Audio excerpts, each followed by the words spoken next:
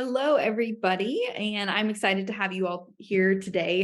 So I'm Alexis Sheffield, I'm Boyle County horticulture agent. I also grow cut flowers, so I love listening to these talks, and I'm very excited to bring you Dr. Steve Higgins today. And Dr. Higgins will be the first one to tell you that he is not a cut flower expert, but what he is great in: soil science, farm layout. And so comes from a livestock background. We won't hold that against him as flower people, but he was very excited to go out. We visited several farms: Gray Arbor Farm, Hazelfield Farm, and Three Toads Farm. So shout out to them and thank them for coming. And they're all a little bit different. And so we got to see kind of a scope, as well as firmly rooted. I forgot. And firmly rooted. Thank you. And so got to see a little bit of a different scope of cut flower farms. And with his experience talking about the way farm layout should be, where your water should be run, the way soil nutrient cycles, a lot of different things. I mean, if you look this man up, he's got publications on publications on publications. So we're very excited to have him and to have him talk about this. And hopefully what this will do is give you a good idea of how to grow your farm over time and some aspects to think about to do it in the most efficient way possible to keep you running for a long period of time and to sustainably as possible. So with that being said, thank you, Dr. Higgins, and I'm going to turn it over to you. Thank you very much. Okay. All right. So we should be good. We good? You're good. Okay. Okay. So here we go. All right. So this is farm layout and design. I can get this going right. Okay.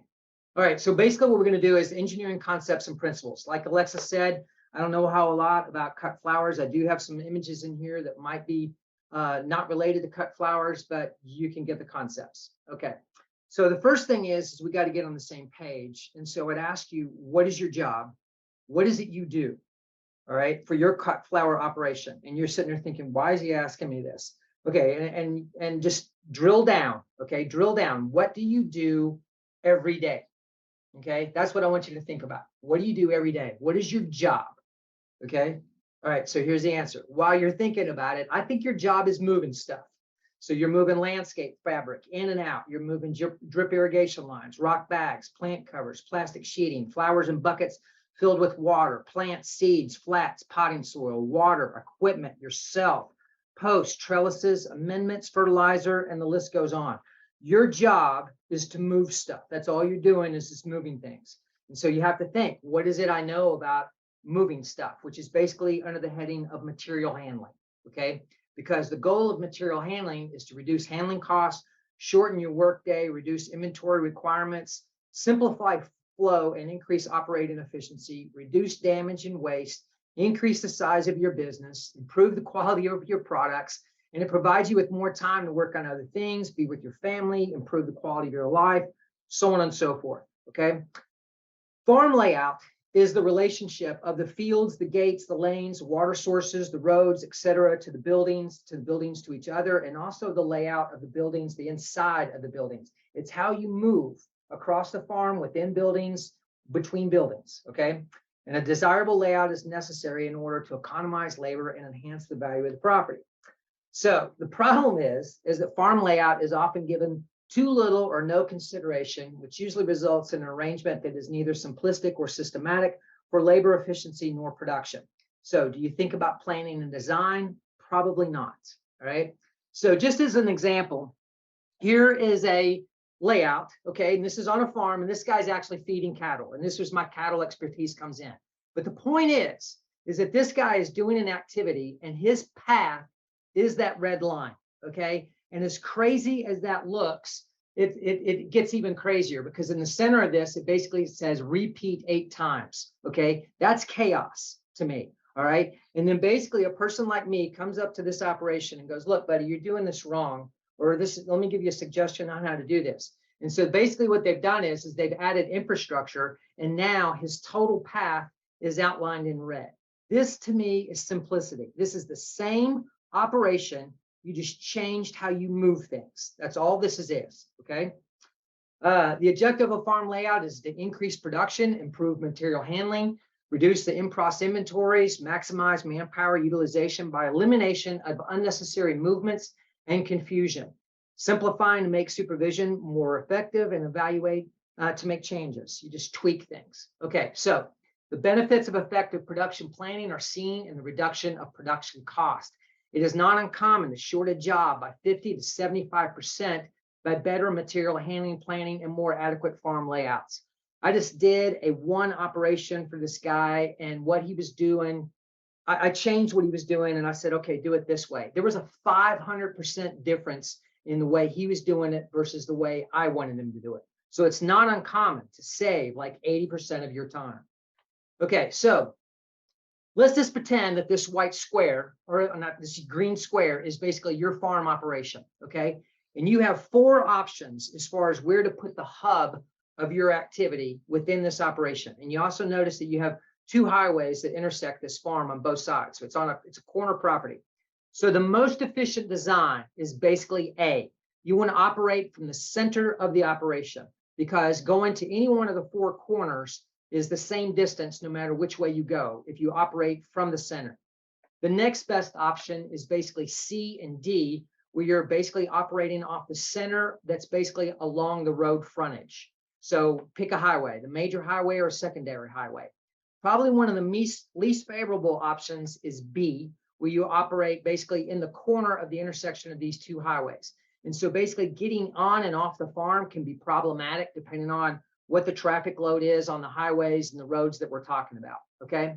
The other thing to consider is expansion, okay? So if I'm dealing with A, basically I can expand basically to 4 different sides of A. So that allows me to expand in 4 different directions. If I pick C or D, I can expand in 3 different directions, okay? And then if you're on B, then basically all the way you can go is basically in just 2 different directions. So A is superior as far as being able to expand your operation. All right, and so here's an example of basically putting in the corner, and basically if you're going from the hub to basically field E, and if you're going there a lot, then you're wasting a lot of time traveling. It's just unnecessary traveling is what it is, okay? This is another example of basically having an operation on the center of basically on the road frontage on the highway. And you can notice that basically these gray lines that are shown here are basically lanes or roads to get to these various fields, okay? And then I've got these like voices in my head, which is basically the access, location, shape, and dimensions, which I'll probably go into some later. But notice that basically all these fields are rectangular for the most part, okay? And a rectangular field as far as shape is a more efficient field than square fields and whatnot, because what you want to do is you want to travel in one direction for as long as you can in a straight line, because stopping, turning around, or changing directions basically causes you to waste time. So if you can travel in the same direction, then that's very efficient. This is just a diagram basically of the same thing. You can tell this is a photocopy out of a book. This was actually published in a book in 1920. And the point of bringing this up is this design is solid. It's as solid as it gets as far as efficiency.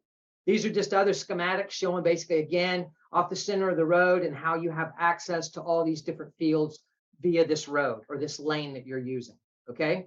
Now, here's another operation. Okay, so this is a 100-acre farm. It's poorly laid out. You can tell from the diagram, this is extremely old. Okay, so the center section or the place basically where the farm buildings are is way over here in the corner. And then you have all these basically mostly square-shaped fields. But how do you get to them? Okay, how do you get to these fields and how do you do anything? And operating in a square field is really a kind of a huge waste of time because of all the turns and stuff like that you have to make. This is the same farm, just laid out a different way. And again, you can see that you have rectangular fields. These fields are also running north to south. But again, with this lane, you can access any one of these fields, okay? You can go from one field to another field without going through a second field. You can go from the hub of activity to any one field without going through a third field. So it's just very good efficiency. And this is the same farm, basically side by side. So again, it's just the layout efficiency. The one on the left is just something just poorly laid out, and it just kind of grew that way. Planning on the other side, on the right-hand side, is more efficient, more long-term. This is another operation. All right, so let's back up. Okay, so this Farmstead area where these buildings are is basically what I call the Farmstead, or that is your hub of activity. We've been looking at the big picture as far as the farm and the layout of the property. What you also have to do is drill down and actually look at where the buildings are, or what we call the farmstead. So basically, when you look at this, this actually has dimensions on it in feet of how far this person has to travel from barn to barn to barn to barn. Okay. And so, yes, it says, you know, machine shed, which you should have, but it also says there's a barn. Yes, you're not going to have a milk house. You're not going to have a granary. What you should have on your property, or may have, is old buildings that are similar to this that can be repurposed for your operation now. Okay. And it doesn't matter about the names or how they're raising hogs. It's just the concept of where do you travel? How much do you travel from point to point? What are you carrying between point to point? And how do you reduce that distance to save you some time? This is, again, the same operation. So looking at them side by side, the one on the left, you can see the tick marks as far as how many feet that they have to travel. You compare that to the one on the right, and basically it's a significant difference, even though basically it's all the same as far as the structures that they have. Okay, and that's what you're looking at, is the layout. So the more important point, I mean, infrastructure is great. All right. You got to have infrastructure to do whatever you need to do. But it's more important is where that infrastructure is located, especially in relation to the other infrastructure, other structures, other fields, other things that you have. And what you want to do is you want to create a rational flow of moving from point to point, which is your layout. Okay. And so greater production can be attained not only without working harder, but usually with less effort, simply through a better application of farm layout design and engineering principles. Okay, so design principles. My short list is basically this. It's again, the voices I hear in my head of access, location, shape, and dimensions. Okay, these are key things that I repeat all the time to myself when I'm evaluating something. You also want to improve over time biophysical processes, which basically you want to improve your soil. You want to improve the aeration of it, the drainage of it, the fertility of it, the tilth. You want to improve the water that you're using for your plants, but you also want to improve any kind of, or handle any kind of runoff. You also want to manage the air that you're working in the building, so it's not stuffy and hot for you to work in. But also greenhouses is a perfect example. A lot of people have a lot of trouble ventilating greenhouses. A lot of greenhouses are actually underventilated. So this is one of those things of improving air quality. But I got to make it more complicated. So basically the blueprint for all infrastructure is basically, for me, it's this list. Okay. So you're looking at site selection, you're looking at pre-design, assessment, and planning. And then you got to look at site design, how you're going to handle the water, soil, vegetation, materials and equipment selection, ecology, and the list goes on. So with that said, site selection and pre-design, assessment, and planning. Back in the day, we used to go through or have classes on how to lay out operations. I don't know why this got dropped, because to me, this is just tremendously important. And I hope everyone attending this seminar is basically all dressed in Sunday clothes like these guys are, which is, again, a kind of ridiculous thing. But this just shows that this was dropped probably in the 60s and never picked up again. With that said, okay, this is the South Farm, which is a horticultural farm. And this is one of the things we're going to use, because I can pick on a university farm without hurting anybody's feelings, hopefully. What you'll notice is, okay, is the center or the hub of activity. All the buildings and such is basically located in the center of this square property. You might not have a square property, but again, it's just the concept of operating from the center, okay? This applies also as far as scale. You can apply the same concept to basically a house. And so basically you got this porch on the back side of the house, and basically they are farming in 3 different directions, okay, and expanding. It's the same concept. You're operating off the center. Site selection. Orientation is one of my key things that is so important, okay? So what you should notice is, on a couple of different things, is basically that the fields that they're using, basically the plot areas, are all running north to south as far as an axis, okay? And then you'll see other buildings that are basically running on an east-west axis. And there's some buildings over here which are running sheds, which are also running on a north-south axis. But you can kind of tell greenhouses are running east-west, they're running north-south, they're running east-west, they're running east-west. So what's the deal? Because what I see on a lot of operations is people build infrastructure, buildings and whatnot, and they put the things and locate them in places which I call are more along the lines of social reasons rather than scientific reasons. I like to install things based on scientific reasons. So what I know is basically in the state of Kentucky, you want to have everything oriented, for the most part, on a north-south axis. Reason being is that in the summertime, we get 2 to 2.5 times more solar radiation coming out of the east and west directions than we do off the south.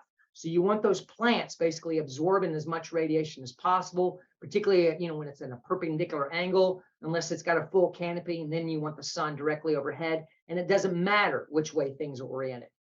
So that's that. Okay. And so then you run into, again, here's the greenhouses that are running on an east-west axis and then north-south. But north-south is the way you want to go. If you run up into the northern states, then probably, yes, you would want to have a southern-facing structures, because basically you're not going to have as much solar radiation coming in. Now, in the wintertime, we get 3 times as much solar radiation coming out of the south than we do out of the east and west. So you just have to do the planning. What am I growing? How much sun does it need? But for the most part, you want everything running on a north-south axis. This is just a diagram just showing how the sun moves along its elliptic as far as in the wintertime and in the summertime. You can kind of tell that in the wintertime or in the summertime, you have the sun rising out of the northeast and setting in the northwest. You have 16-hour days, but noon or from 11 to 1 is the same. It's just a 2-hour window right there at the peak of the sunshine. But you got to figure in a 16-hour day, there's a whole lot more light coming out of the east and west. Other structures that are of note here is the blue circle is basically run-in sheds. And then there's another barn that's in red that I also have circled that I'm going to point out. Now, run-in sheds or open-sided barns, for the most part, you want those facing to the south. You have a cantilever on the roof, so basically you can provide shade to that particular, what's under that structure in the summertime. In the wintertime, the sun's going to be at a lower elevation, and you can actually have the sun shining in and drying out the floor with a southern exposure. In addition, our prevailing wind pretty much comes out of the south and the southwest. So you can also have prevailing winds that are coming in through the opening of this barn that's going to be shaded in the summer, and it's going to give you the actual illusion that it's cooler when it actually isn't. Now, if you're using a run-in shed like this as an equipment shed, then the opening needs to face to the east. The reason why you want it facing to the east is so when the sun rises early in the morning, it's going to hit your equipment at a perpendicular angle. It's going to dry it out. It's going to get rid of the condensation. It's going to warm up the equipment so that when you get on it, it is ready to go. So equipment sheds need to run to the east. So here's the 2 equipment sheds, or one of the 2 equipment sheds on the farm. It's the opening, which is to the right, is facing to the east. When you look up into the loft, it's got some opaque panels that allow the sunshine in the morning to come in and illuminate that loft. This is the kind of thing you want. This is the adjacent run-in structure. Again, it's facing to the east. The sunshine is coming in. You can also see that the drainage for that particular barn is actually coming towards you, which is what you want. Okay, you want to have positive drainage coming off the front and the back of barns. This barn is one that I circled, which is basically facing the wrong way. It has an opening that is facing to the north. So all these garage door areas, you can see the shade that's over there. Well, that's in the summertime. In the wintertime, that shade is being kicked out much, much farther. And if we had snow and drifts that were basically dumped and deposited in front of these doors because, the wind's coming out of the south and it's getting deposited on the north, you would have a snow drift here for quite some time. So this is not suitable for me. Obstacles and shapes, okay? One of the biggest things that can mess you up as far as the laying out of your property is topography. It would be great if we all, had property that was, if you wanted it flat, it was all flat, but that's just not how it works. The other thing you run into is within fields and such, you can run into obstacles and shapes. So with that said, the circle on here, again, this is on the south farm. To the right of the road is basically some fields that are, have an angle to them on one side. And then the other side, you can't hardly make it out. But there are 2 utility poles in this field. All right, there's one there, and you can see the fields on the other side are odd shaped. Okay. Well, when you run into that situation like this, where you have utility poles in your field, those are obstructions. Okay. And this is just a diagram. So basically, if you have a 1-to-1 square, basically length to width ratio of this square, basically that's basically a standard of, let's say, 100. Okay.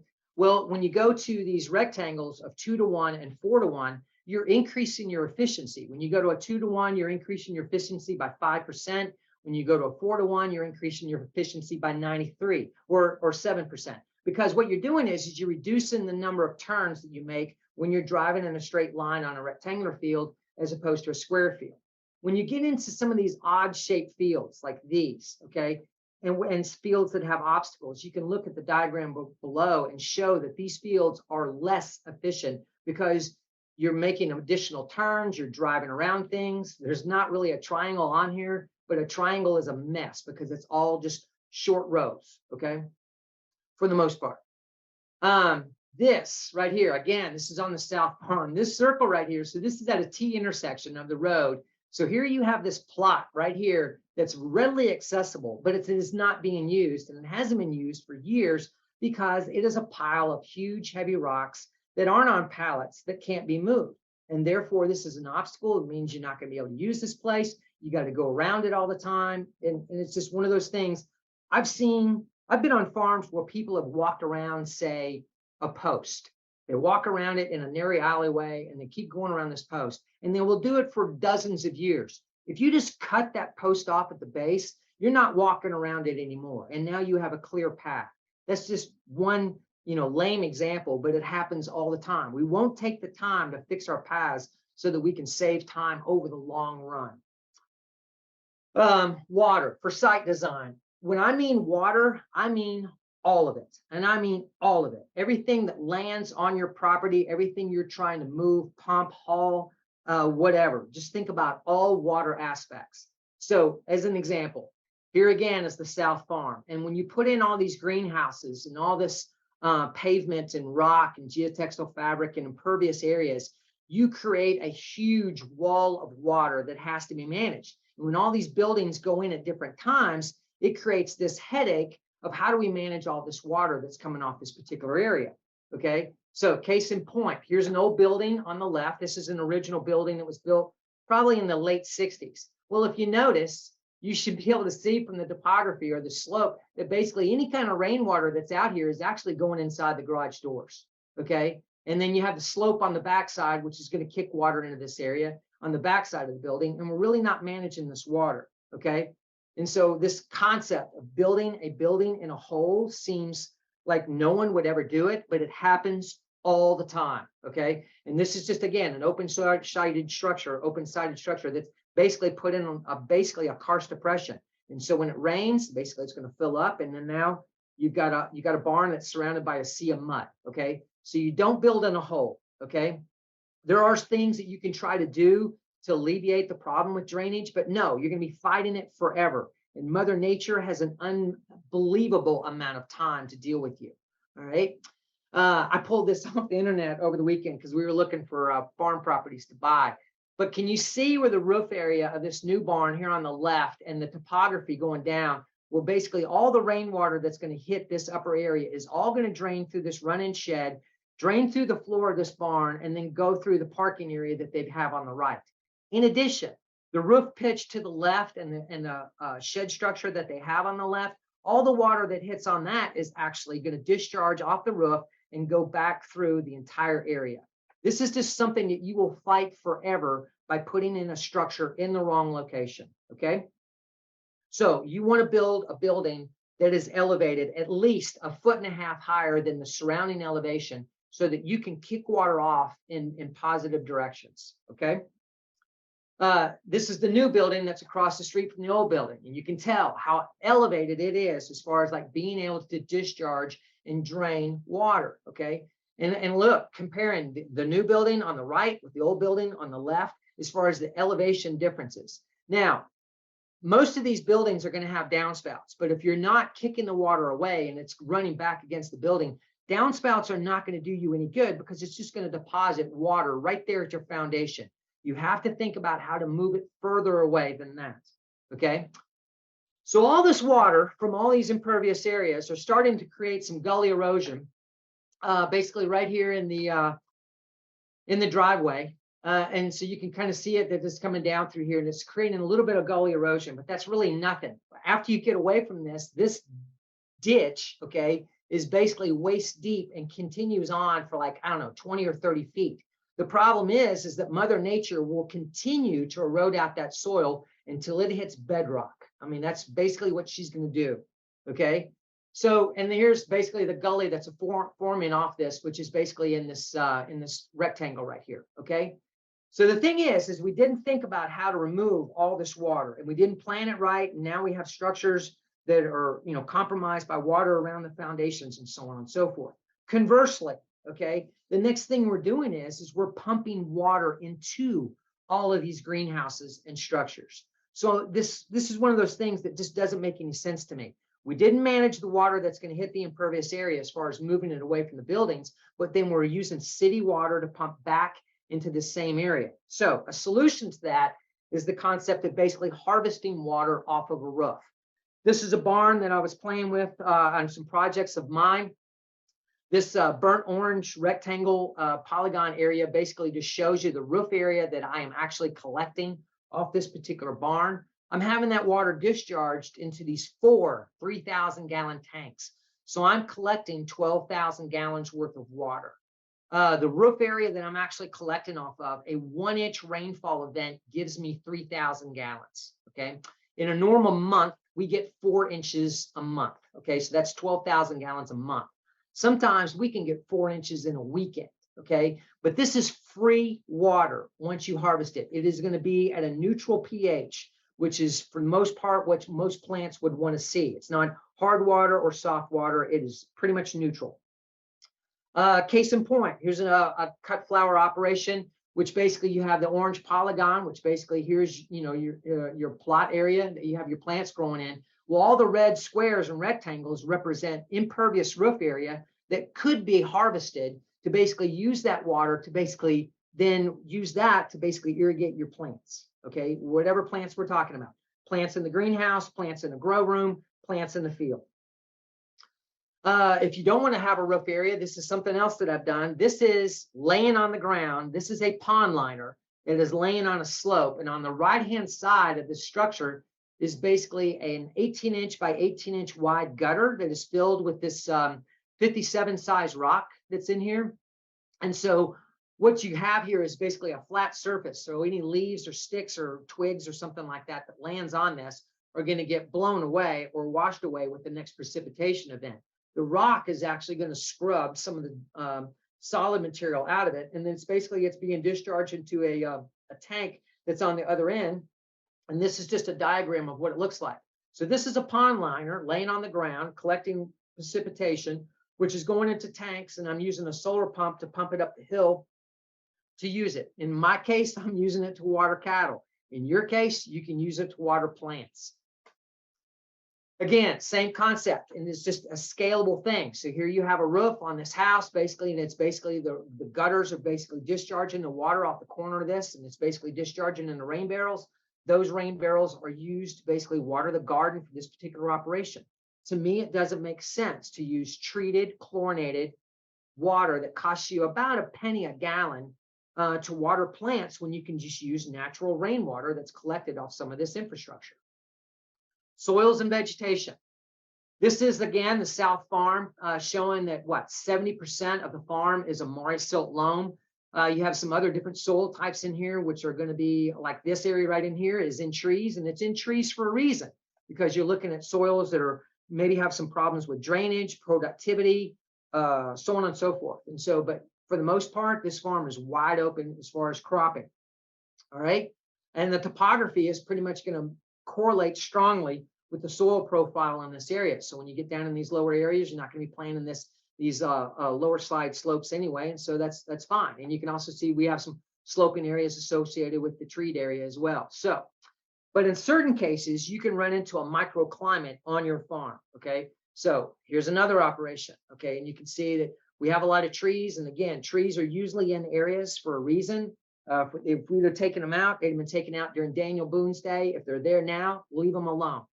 But the thing with trees and as with buildings, what they can do is they can actually create this thing called shadowing. And the shadowing works basically in 2 ways. Yes, it can actually provide shade or a shadow on areas where you want to grow things, which may be good or bad depending on the type of species that you're actually trying to grow. If it's a shade-loving species, that's fine. But buildings and trees and such can also interfere with airflow as well, which is important and plays a role. So here's the soils map for this particular area. And you can see like this soils area right in here. I guess this is an Eden shale soils with a D, which is probably a slope of 20 to 30%, which is an indication of why it's in trees. Okay. But again, some of these treed areas can be useful for basically providing shade on some of the plants that are growing adjacent to those areas, which can be good.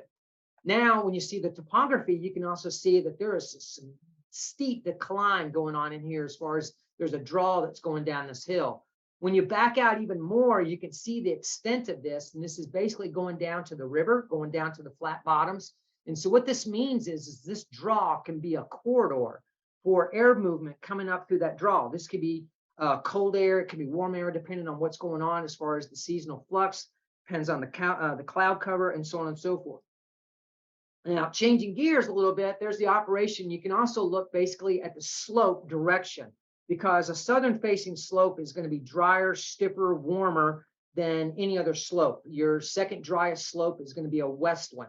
The third one is going to be an east one. But a north facing slope is going to be wetter, colder, more problematic for certain things. The sunlight, depending on the length of that or the degree of slope, the sunlight's just going to basically just kind of skip off or ricochet off the surface. So picking out slope direction is important for what you want to grow and how you want to grow it. But it also, because of the draw that was indicated here, indicates that you could have some areas that will be very susceptible to late frosts, early frosts and whatnot, or just the frost in general, because it's just a cold area with air movement that's coming up from the bottoms. These are just other graphics showing how you can actually have those different slope facing areas color coded so that you can show which way they face as far as all the gamuts, as far as north, south, and east and west, as far as how you want to grow things. Materials and equipment selection. Okay, so this area again of the South Farm, you can see that there's a square right here that's kind of discolored from the other area. What this is, when you're at the ground truthing area, is basically an area that they enclose with chicken wire to basically keep your rabbits out of this area from eating things. This could be rabbits, it could be deer, it could be anything, okay? The point is again, here's another operation where basically they have a square area that they might want to fence off as far as keeping critters out of that area to protect their plants. When it comes to using fencing materials, okay, a square is one of the best, most efficient structures or shapes to enclose. Round is superior because it requires less materials for the area that it's enclosing. But square is your next best one, because who does fencing in a circle? But when you start shifting and you start going into these rectangular areas, even when you're fencing the same size area, the amount of perimeter fencing required can expand exponentially. Okay, and you can see that from this diagram of going from 2640 for a 10-acre square to 3260 to 3380 for a triangle. Flooring materials. Okay, so a lot of y'all are going to be in maybe dirt barns or outbuildings that are basically have a dirt floor.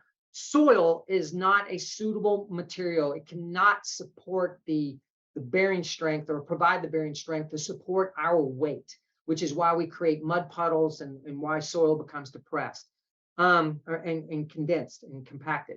So this right here, these two arrows, the green and the red, is basically showing you the top of the concrete and the bottom of the soil, in which this is under the barn, and we are basically doing an 8-inch lift here, okay? What we've done is we put down filter fabric and then a layer of gravel, and then we put in this plastic grid material. And then we can come back in and backfill this plastic grid material with rock to get rid of those holes. But what this gives you is a pervious floor, okay? Any kind of washing that you're doing, any kind of wet stuff is basically going to go through the floor.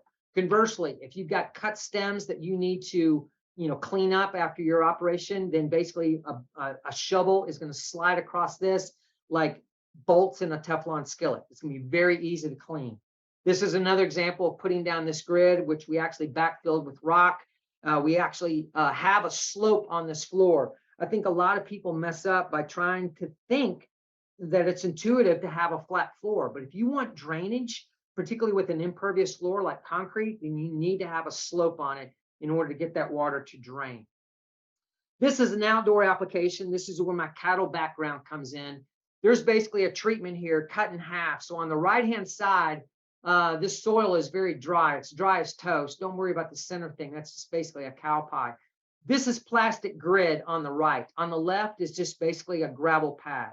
And you can see that I've lost a lot of gravel out of this area. You can see some depressions and some kind of mud holes. If I was to get an inch rain like last night and take this photograph, I would have puddles, noticeable puddles on the left. The stuff on the right is going to be dry as toast. The stuff on the right is also at the same elevation when I placed this 6 years ago or 7 years ago with this plastic grid. Okay, so that's what's there, and it works really well as far as drainage. Another way to lift the floor is basically, this is a cinder block situation. Cinder blocks are going to raise a floor about 8 inches. You have the holes open on the top. You basically backfill this with rock. You get to walk across it. You can scrape this off, but you have a pervious floor. If you're washing buckets, cutting flowers, so on and so forth, again, something that's very easy to clean. This is what the floor looks like, and this is where cattle live. All right. So if they can't destroy this, then you can't. But again, it just shows you how you can make it flat, how it's pervious, and how it's something that can also lift the floor to get that elevation up so you don't have a barn surrounded by a sea of mud. The reason why I picked the cinder block floor in this particular situation is because this particular farm had a huge stack of them in their, in their fields, in the woods. But the something you have to know about cinder blocks is they are actually a sponge. They will actually absorb moisture from the atmosphere. So anyway, I see a lot of these cinder blocks and tires on property. And so this is just something that I recycle to use to basically make some beneficial use out of it. Ideally, you want a concrete floor. A concrete floor is not going to move. It'll easily be there for 30 years. Again, we're also going to install these flat when we probably shouldn't if we want drainage. On the perimeter of this particular structure, what you're going to have is a wooden post that is interfacing with a concrete floor. If you're washing this down, then what's going to happen is that post is going to rot essentially at the interface of the floor, whatever that flooring is, dirt floor, concrete floor, rock floor, whatever, and the air. It's basically going to rot at that interface. The post below ground is going to be perfectly intact. It's that interface that's going to break and rot, and then you have to sister in a new post, and that's complicated. Anytime I'm going to use a post that's going to be subject to moisture and stuff, what I like to do is actually raise the concrete up on the side of the post to some elevation that I know that, and stop it where I know it's going to be dry above that. So for me, in my cattle barns, if we're going to have manure in there a foot deep, then I'm going to have a foot of concrete on these posts, because treated lumber is not treated lumber anymore. Once they took the arsenic out of it, and I guess 2005 or so, it is no longer able to withstand the elements or be in contact with the ground. So these are posts that should last, but they don't. So I would encourage you to incorporate them in concrete, or lift them up on a ped, or put on something you can raise them up off so they're not directly interfacing with the ground. There's some brackets and things like that can use steel brackets to actually lift them up. What I normally see in a lot of barns is just basically what we do, junk storage, where basically we're just having things stored on the floor. Storing things on the floor is like one of the most inefficient ways of storing anything, because you're not taking advantage of cubic space. I must admit, on the farms that I toured, I didn't see any floor space, and everything above it was everything was stacked up to the ceiling. So you all do a pretty good job of storing things. But I would encourage you to look at totes and pallets, things that you can load up and things that you can move, things that won't get eaten up in the off season by rodents and so on and so forth.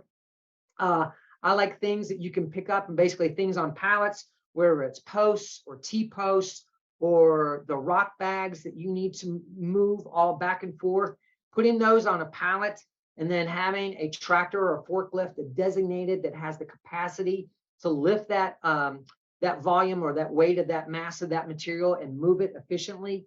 And having those materials or those equipments matched up is ideal. And you can also use it to basically move water, which hauling water is like the most menial task ever. But you can also use it to move flats that are basically on pallets, just to make your life easier. And storing things on shelves where you can get it off the floor, where you can reach it, where it's more organized. These are all things, and bins and totes and so on and so forth are all good ideas for storing materials, because at the end of the day, that's what you're doing, is moving stuff all the time. This is just showing a staged area where basically you have your bags.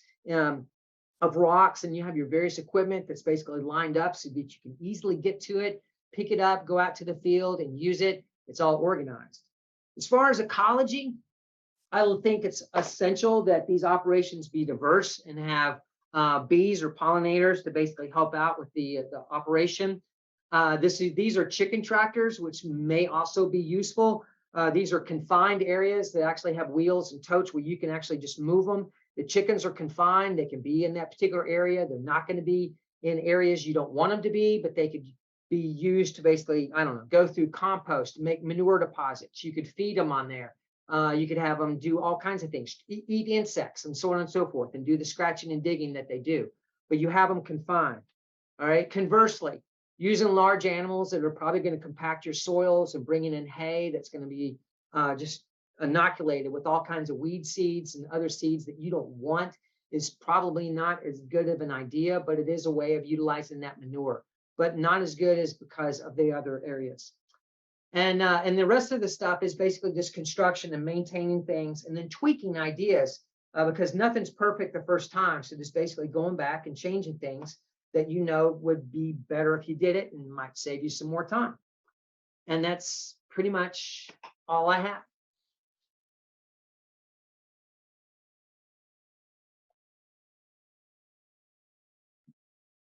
We've got a few questions some people put in the chat. Let's scroll back up. So the first one was someone wanted to know, wanted you to clarify that garden beds are best run north to south to capitalize on solar path, but then the greenhouses are better east to west because of the sun's path in winter. Everything is north to south. If you're in the northern states, you would run a greenhouse to the east and west because the angle of the sun is just not up there. Everything should be run north to south. The only thing that would run, everything's north to south. Perfect. And someone wanted to know if you have a blueprint for the chicken tractors. I don't. That's from the South Farm. Actually, hang on. Actually, you can go on the UK publications page. I think, what's her name? Jacqueline, maybe, and the poultry department has a publication on that chicken tractor, I believe. It's an extension publication, to my knowledge. I didn't do the design on it. Someone just asked if the field is north to south, would the rows be east to west or still north to south? I run everything north to south. Everything. And I mean, we can defer to Alexis and Tara and whatnot, but from my standpoint, everything is north to south. And unless you're doing something that's basically like a crop. If you're doing a crop like winter wheat or corn or whatnot, it doesn't matter. The goal in that situation is basically to have a seeding density to get a full canopy as fast as possible. But if you're doing rows, then it's all north to south. Makes sense. Let's see. Does anybody else have any more questions? I have a question, Dr. Higgins.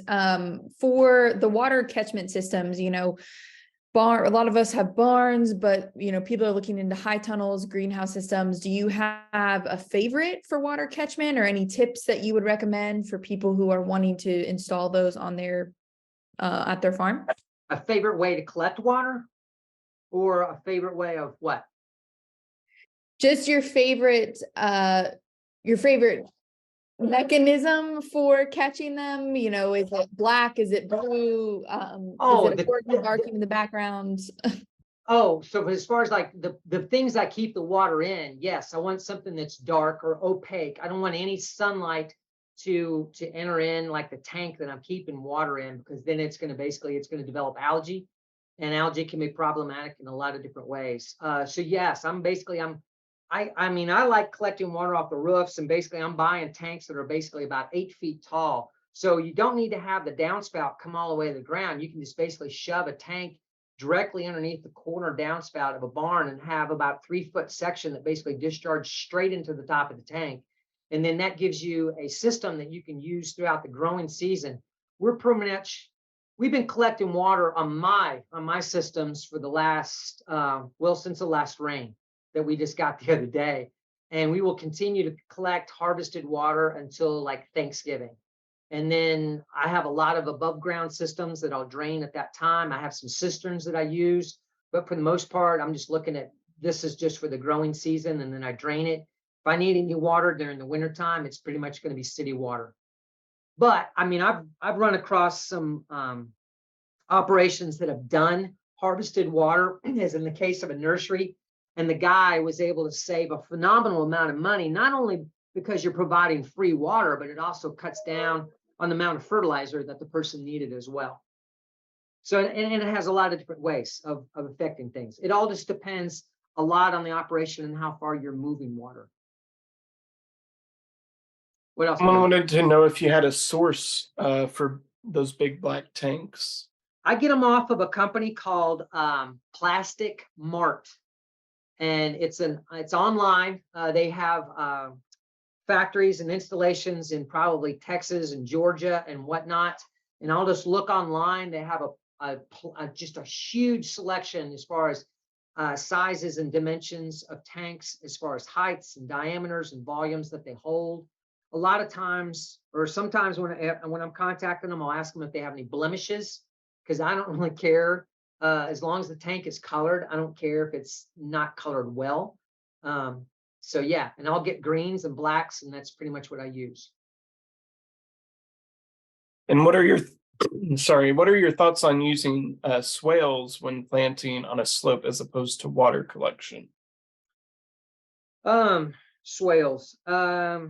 I mean, it can be done. I mean, a swale to me is basically a grass waterway, and it needs to be in some sort of vegetation in order to slow the water down. Typically, I leave my swales alone because I want to discharge the water from my operation in a clean way. So I don't want to have any erosion or anything like that. And I want taller plants in the swale to actually slow the water down so that it doesn't cut into erosion. What you want to plant into a swale is beyond my engineering expertise, but I normally stay out of grass waterways. I just wanted to point out, I'm putting in the chat a publication on off the grid low pressure drip irrigation from rainwater catchment. So essentially, if you're trapping any of that water off of your barn or tunnel and using drip irrigation, you can use that with just gravity fed. So there's some resources on there. So just wanted to point that out. That's in the chat. Thank you. Any final questions? Was this useful? Yeah, very much so. I learned Really? I'm Okay. rethinking everything on my farm. So thanks, but no thanks. Tool sheds need to rethink that. Location and layout and orientation. Do you have helpful hints for people who just tend to forget everything in different places? I have a very efficient route, but I have to walk it a lot because I forget. So yeah, my normal mantra, the way I look at everything, it's just access, location, shape, and dimensions. I mean, that fits for me, that fits everything. And everything kind of, or a lot of things, key into there. Like row spacing, plant spacing, aisle width. All those are decisions that people can make, but the numbers are just, there's all kinds of numbers that are out there, and people just need to pick what works for them depending on what they're growing and those types of things. So that's just how some of those dimensions come in. But I think, some of the things that they have out the horticulture farm, as far as some of the bikes that they use for harvesting and moving around the fields and so on and so forth, I think those are all, great ideas and stuff. I think if you're not thinking about how to do something in a different way that would save you time, or that's at least the way I look at things. I always want to be thinking about how I can save time, how this could be better. I mean, to this day, I'm still timing me mow my lawn, trying to come up with the best route and paths to save time. So that's just how square I am. the brain of Dr. Higgins, everybody. Well, thank you very much. I think this is really helpful, and it looks like there's some people already commenting how helpful. I'm going to turn this over very quickly for some last remarks from Josh Knight. And there's also a evaluation link in the chat if you all don't mind to do that now, and we will also send you a reminder. But Josh, do you have anything final to say? Yeah, just a couple of things. I dropped a link in there to the CCD page for all our cut flower resources, which is where this recorded video will be, all our previously recorded sessions are, and other fact sheets, other videos, how to kind of stuff are all there. And then also wanted to mention a podcast that some of us have put together. It's a group of extension professionals and plant people talking about the business, production, and joy of farming. And you can follow that podcast. It's called Horticulture. Wherever you get your podcasts, it'll be there. And you can follow us on Instagram at Horticulture Podcast, which is also dropped in the chat. Thanks. Okay, thanks everybody. We want to thank Dr. Higgins again for speaking with us, and we hope to see you at our next webinar.